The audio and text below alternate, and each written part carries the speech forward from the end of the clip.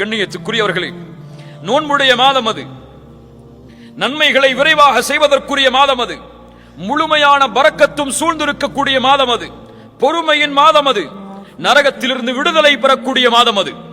சில முக்கியமான செய்திகளை மட்டும் உங்களிடத்தில் பகிர்ந்து கொள்கிறேன். ரசூலுல்லாஹி ஸல்லல்லாஹு அலைஹி வஸல்லம் ரமதானுடைய மாதம் அடைந்தால் மிகுந்த மகிழ்ச்சி அடைவார்கள்.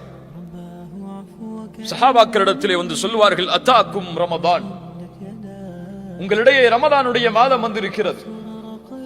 ஷஹ்ருன் முபாரக், அது பரக்கத் பொருந்திய மாதம். ரமதானுக்கு எந்த சிறப்பும் இல்லை, அல்லாஹ்வுடைய ரசூல் கூறவில்லை என்றாலும் இந்த சிறப்பு போதும். ஷஹ்ருன் முபாரக், பரக்கத் பொருந்திய மாதம் அது. அல்லாஹு அக்பர். ஃபரதல்லாஹு அலைக்கும் சியாமஹு, அல்லாஹ் அந்த மாதத்தில் நோன்பை கடமையாக்குகிறான். துஃப்தஹு ஃபீஹி அபுவாபுஸ் ஸமா, அல்லாஹ் அந்த மாதத்தில் வானத்தின் கதவுகளை அல்லாஹ் திறக்கிறான். வேறு சில ஹதீஸ்களில் துஃப்தஹு ஃபீஹி அபுவாபுர் ரஹ்மா, ரஹ்மத்துடைய வாசல்கள் திறக்கப்படுகிறது. இன்னும் சில ஹதீஸ்களில் துஃப்தஹு ஃபீஹி அபுவாபுல் ஜன்னah, சொர்க்கத்துடைய வாசல் திறக்கப்படுகிறது. ரஹ்மத், சொர்க்கம் இரண்டும் தொடர்புபட்டது.